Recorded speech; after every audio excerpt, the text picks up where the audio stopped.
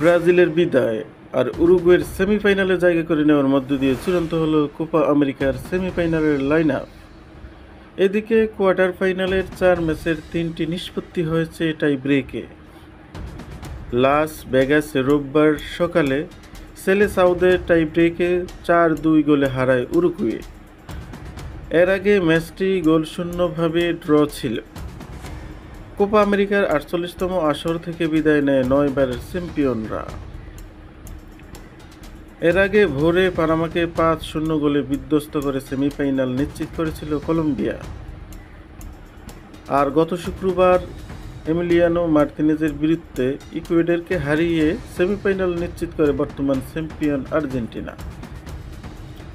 আর দ্বিতীয় কোয়ার্টার ফাইনালে কানাডার কাছে হেরে বিদায় নেয় ভেনেজুয়েলা।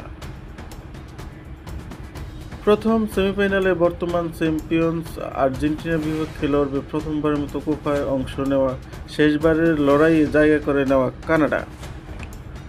আর দ্বিতীয় সেমিফাইনালে লাতিন দুই দেশ কলম্বিয়া ও উরুগুয়ে।